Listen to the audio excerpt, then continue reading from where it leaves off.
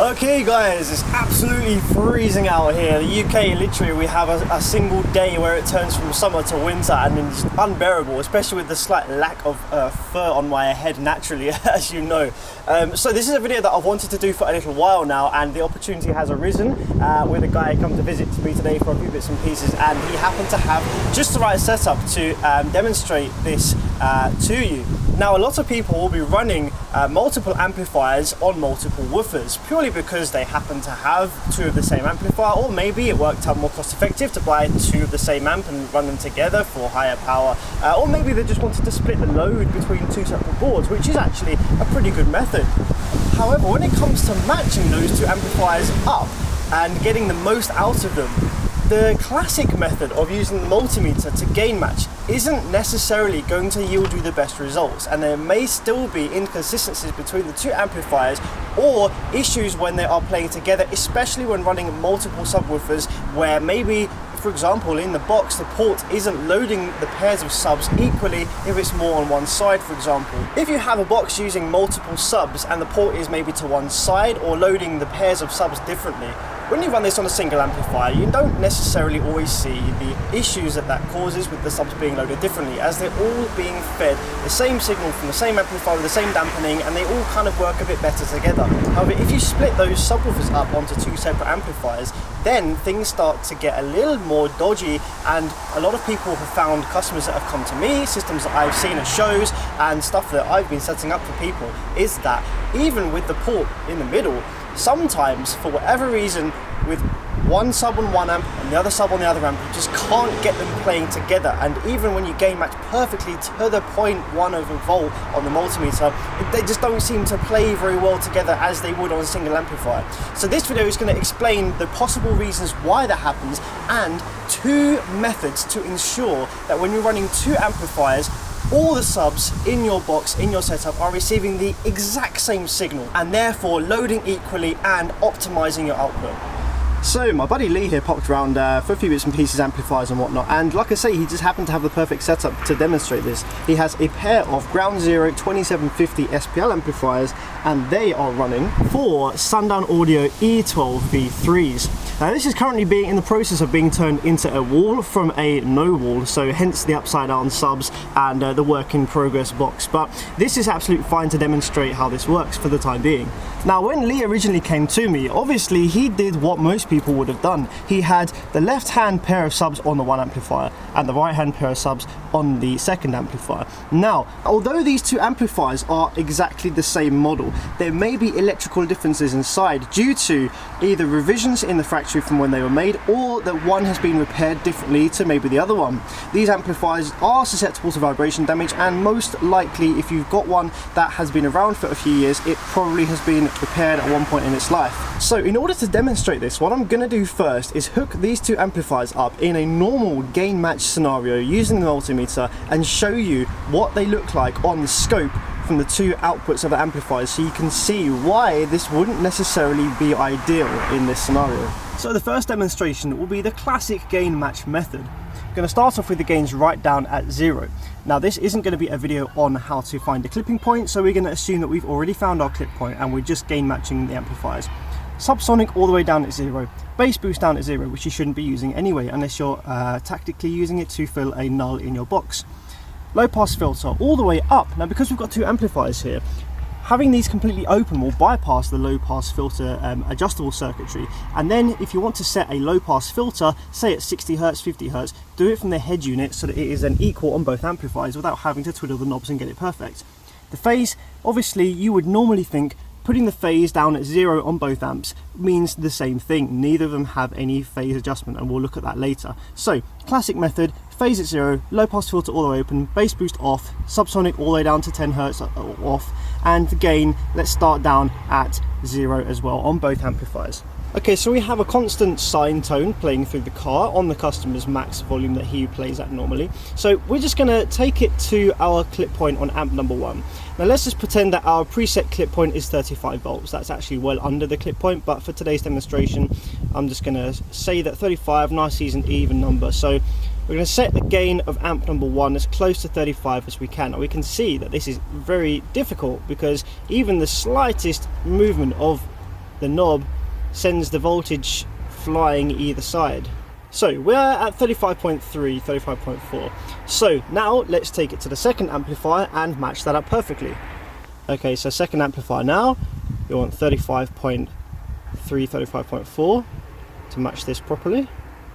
There we go, so second amplifier is spot on, 35.3, 35.4 fluctuating. Okay, cool, so using method number 1, the most common method for gain matching amplifiers, these are now perfectly equal. Let us see whether that is the case by firing it up on the scope and comparing the waves from these two amplifiers. So the gain's perfectly matched, phase all on 0, subsonic on 0, low pass on 0. And this is hooked up from channel 1 to 1 amp and channel 2 to the second amp on the scope. What does it look like on the screen? Okay, that's not what we were expecting. You can see that the gains are relatively well matched. On channel 1 we have 36.63, 6465 volts RMS, and on channel 2 we have 36.67, so that's pretty well matched. However, they're not perfectly in phase, even though the phase knobs on the amplifiers are both turned to 0. Now this is possibly to do with slight differences in tolerances in the OP amps inside, or the mechanical potentiometers in the amplifiers may be wearing out over time and not showing the exact same resistance to both circuits. Now this is something that you would never know unless you had a scope hooked up. However, there is a really clever way to see whether your amps are perfectly in phase without having a scope or a multimeter. In fact, the best way to gain match and phase match now, in this case, amplifiers, is to not use a multimeter or a scope whatsoever. And I'll explain that shortly. So looking at this just now then, in order to get these amplifiers perfectly matched and in phase, we need to actually turn the phase knob of one of these amplifiers until they become in phase. You can see here the shift of phase of one of the amplifiers, and now with both of those identical, it looks like one trace, and now the amps are perfectly matched. So you'd think, great, now we have perfectly matched amplifiers, let's hook this amplifier to this pair of subs and this amplifier to this pair of subs. But that, from my past experience, does come with some issues. Like I say, if the subs aren't perfectly loaded in the box with the ports, then it can cause them to move in a different way, and one of them start to unload one pair, not moving the same as the other pair. And we have had countless issues with this with different systems in the past, where no matter how perfectly you match it, the subs just won't move together in a correct form. So you're probably thinking, oh, why don't you just use slave master mode? That way both amplifiers will be doing identical signal, the second one out of phase from the first. Well, let's have a look at what happens when we do slave master. So obviously we have the RCAs coming from the head unit, we have this amplifier set to slave master output, we have a single RCA lead going to the bridge or slave master input of this amplifier, and this one set to input slave. So both amplifiers are now should be doing the same power, because what happens is this amplifier, you use all the pre-input circuitry and all the settings for this amplifier, then it just takes a feed from after the preamp section before it goes to the drive circuit out into the second amplifier, which bypasses all of the input settings and feeds this audio signal directly into the drive circuit of this amplifier. So in theory, should be identical. Let's have a look at what happens on the scope when we probe these. So we've got probe number 1 on the first amp, probe number 2 on the second amp. What the fuck? As you can see quite clearly here, and there's no way of getting around this because you have no access to the settings of the second amplifier. Amplifier 1 is doing about 26 volts, and amplifier number 2 is doing 31.7 volts. So this would be the case even if you strapped the amplifiers. I would always advise against strapping amplifiers. I don't like it, I don't think it's particularly safe unless you have two brand new amplifiers from the same batch, and even then I would recommend that you check the two circuits to make sure they're doing the same power, because in strap mode these two amplifiers, one of them would be doing significantly more power than the other one and feeding that back into this lower power amplifier. So as a result of this, we cannot use slave master mode because they are very far apart in terms of output. So how do you get around this? So here's our basic scenario. We've got 4 subwoofers which are dual 4 ohm coils, as you can see, and we've got 2 amplifiers. Now the classic way, you'd think, okay, 2 amps, 4 subs. Let's put 2 subs on 1 amp and 2 subs on the other amp, all in parallel. 1 amp sees 1 ohm, other amp sees 1 ohm as well, and then we just gain match the amplifiers together. with the multimeter, as you saw. So 40 volts, and then we should all be good to go. However, because as we saw earlier, the phase was different, because they will be ever so slightly out of phase with each other, this top two and this bottom two, what will happen is as this one's moving up, this one will move slightly lag behind it. And that will cause differences and inconsistencies with how they load on the port, which might end up at some frequencies it being okay. At other frequencies, they might actually flip, and then you get this crazy kind of movement where one of them looks like it's moving like crazy because it's then catching the phase of the other one on the way back, and it doesn't sound too nice either. Wiring it this way as well means that if you aren't dead spot on with your multimeter checking and your voltages, that if this amplifier is doing 0.5 of a volt more than this amplifier, the top two will move slightly more than the bottom two and may result in loading issues as well. So the solution to this is simple. Rather than cutting the line between the two subs, cut it straight down the middle. Put 4 coils from all 4 subs on one amplifier, 4 ohm, 4 ohm, 4 ohm, 4 ohm. Oops. That gives a 1 ohm load. And do the same on the other side. 4 ohm, 4 ohm, 4 ohm, 4 ohm. So now both amplifiers are still running at 1 ohm because they've still got 4 ohm coils on them. However, because each amplifier is driving all 4 subs, just half of all 4 subs, it means that even if there is like a 0.5 volt difference between the two amplifiers, all 4 subs are still receiving the same amount of power because it's split down the middle and the 2 coils on the subs are fused together. So even if this amplifier was putting out like 40 volts and this one 20 volts, the 4 subs would still move exactly the same. Whereas with the other way, 2 subs on one amp, 2 subs on another amp, if the amps were that far different, then it would sound horrific. Wiring it this way also negates any phase issues because the coils are fused together. If one coil is slightly behind or ahead in phase of the other coil, 4 woofers again will still move the same. So let's put that into practice now. On this first amplifier, the cables from this side of the box are connected to all 4 left-hand side coils of the subs. The cables from this side of the box, which will go to this amplifier, are connected to all 4 right-hand side coils of all the subs. So technically, even if one amplifier cut out at this point, all 4 subs would still play, just on one of their coils. So this is great because even if the amplifiers weren't 100% gain matched, the subs, all 4 of them, would still receive the exact same signal. But we don't want that, of course. We want the amplifiers to be perfectly matched so that we can optimize the output from this setup. By wiring it in this way gives you a really easy and fantastic way of gain matching these 2 amplifiers to be perfect without using a multimeter and without using a scope. Let's see. So think about this: with a single sub and 2 amplifiers, we're going to run 1 coil per amplifier, which is very simple enough to understand. You have 2 voice coils on the subwoofer which are fused together, and you're using 2 amplifiers to run that woofer. Now both amplifiers need to be matched perfectly in order to obtain the best output. So let's think about what happens when these 2 voice coils on the woofer are in phase with each other. Obviously, you've got the magnet at the bottom of the speaker, which is always a fixed polarity. Then the coils act as an electromagnet which invert the polarity depending on whether they're receiving a positive voltage or a negative voltage from the amplifier, which is why AC causes this to move up and down. So because they're fused to the same former, if we feed a positive signal into both coils, so let's do positive up here, negative here, positive here, negative here. So if we feed a positive signal into both of these coils, what's going to happen? The coils are going to then magnetize and they're going to repel. Both of them are going to move upwards away from the fixed magnet. If we flip this around, if we then feed a negative voltage into the coil, it's going to flip this around and they're going to be attracted to the magnet at the bottom here. So what would happen if we fed a positive into this one here and a negative into this one here? Well, this coil's want to go up and this coil is going to want to go down, but they're fused together, so they can't do that. So what happens is the thing just fights itself and it stays completely dead still.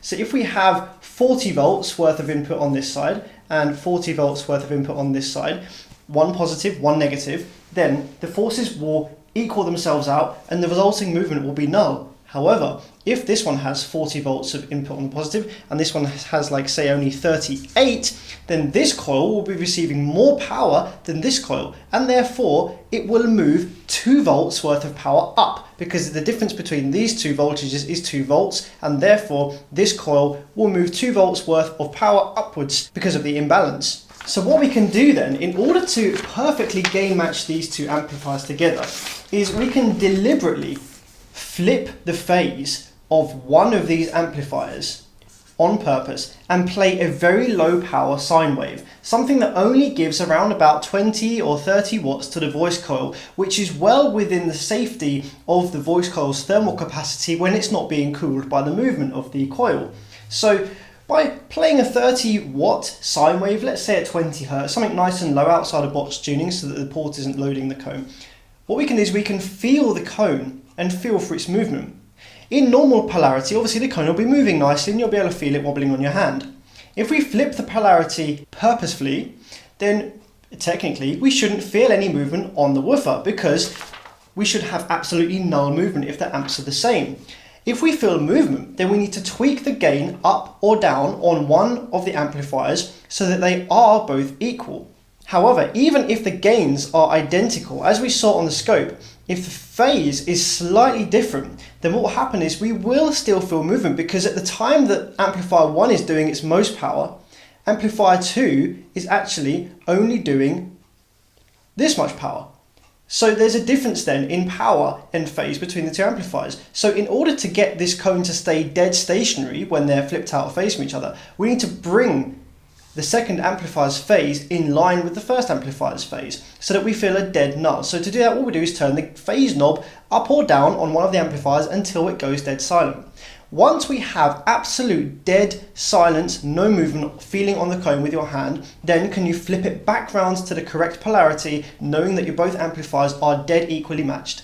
It is extremely important to remember that you should only ever do this with a very low input signal, very low power to the subs. So start off with normal polarity, play a sine wave, and then turn it up until the woofer, you can just feel it moving on normal polarity, normal playing. So you know that the woofer's getting, I don't know, anywhere from 5 to 20 watts. Absolutely no problems at all if they were flipped over. Only then, when you're playing a very, very low wattage signal to the subwoofer, can you then flip the second amplifier, because the coils will still be receiving power when they're flipped. Even though it doesn't feel like it, they'll just be fighting each other. So you want a very low power going to the coils when you do this. All you need is just enough power to feel the cone's movement, which, believe it or not, you'll be surprised, is very little indeed.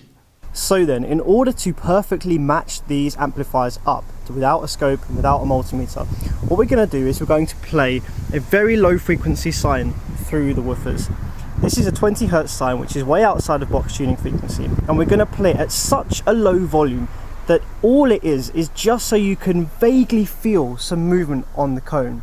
They're moving a very, very tiny amount, but just enough so you can rest your hand on the cone and feel its movement. So now that we have an extremely low power, low amplitude sine wave playing through all of these subs, what we can do is we can flip the polarity of that second amplifier. What that will do is that will make all of the subs stay absolutely still, provided the signal is identical between the amplifiers. So what this allows us to do is play around with the settings on amplifier number 2 until all 4 subwoofers are dead still, and then we know that the amplifiers are perfectly phase matched and gain matched, and then we can revert the polarity back to normal, knowing that the amplifiers are working together in absolute unison. So we're just going to reverse the polarity of the second amplifier here. Now this doesn't have to be clamped in tightly, we're just doing this at a very, very low signal, just has to touch. So let's just reverse the polarity there. Come round to the second amplifier, place your hand on the cone of the woofer so you can feel whether there's any movement there, which there is still some movement. So what we can do now is adjust the gain knob here, backwards and forwards. Adjusting it backwards, I can feel that there's more movement on the cone, so we're going to go back the other way. It's less movement, less movement, less movement. It's going almost dead, but it doesn't go absolutely dead. So with the gain knob turned up a little bit more, there's movement. I go down and it starts feeling less and less and less movement, but it doesn't go completely dead. There's still a bit of movement there, which means that the amplifiers aren't equal. And if I go too far back the other way, there starts being even more movement. So there's obviously a null, there's obviously a dip, a dead point in the middle of these two gain positions, but it's not still perfectly matched. And that is the phase, that is what I showed you earlier. These phase knobs are back down to 0, as if you'd never used the scope. So I'm going to put the gain knob to the position where the movement is at its least, which is exactly here. But I'm still getting some movement through the woofers. So now I'm going to adjust the phase knob and bring it up a little bit, and now it's completely dead. So with the phase knob on 0, I can feel movement on the cone. If I bring the phase knob up just a smidge, very, very slight amount, the woofers go completely dead, as if they're not even on.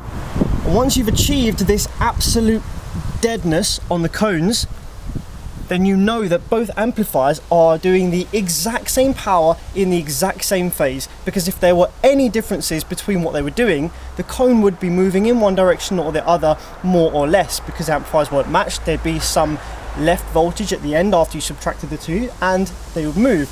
But because they're dead still, the amplifiers are perfectly matched. So now all we need to do is go back to the amplifiers, put the phase the correct way round again. Obviously we'll do this up properly when we finish the video. And now the woofers are moving perfectly in phase, perfectly in unison, all at the same time, and are very happy indeed. Now, I've used this method a few different times with excellent results every time. Now, when Lee first came to see me, this was in a different configuration with the box down like a no wall, and he had 1 amp on each pair of subs, like I said, and he couldn't quite get them sounding right. The scores weren't quite as high as they maybe should be. After wiring it, like I suggested, with left coils on 1 amp, right coils on a 2nd amp, flipping the polarity, getting it so that the cones were dead still, and then putting it back to the correct way again, he gained near on a dB. A whole dB just from wiring it so that the subs were receiving the exact same power, and so that there weren't any issues with how the subs were loading in the box on each amplifier. The same goes for another good friend of mine, Jacob. He had a pair of DC level 4 XLs, I think it was, on a pair of LW Audio 4500s, and he was running 1 amplifier to each sub, and he couldn't quite get them matched up either, no matter what he did. And even using Slave Master, it didn't work either. So I suggested this method, we did the wiring, and all of a sudden the subs played accurate, musical, there was no wobbling issues from one sub or the other, and it was louder as well. So yeah, I hope you guys have found this interesting. I just wanted to share a little idea that I once had and I've put into practice and found that it worked really well. I hate the idea of people rolling around with systems that are not working to their optimal level. You know, you could have an extra dB and a half by not spending any extra money, just by optimizing how you've wired the setup, especially if you're using 2 amplifiers on multiple subs. If you give this method a go and you get good results, let me know. I'd love to hear from your guys' experience. So drop me a comment, let me know if you have any experience from this and how it works for you. If you're interested in stuff like this and also in amplifier repair, then stay subscribed to the channel, and I've got lots of interesting stuff coming your way. So until next time, cheers guys.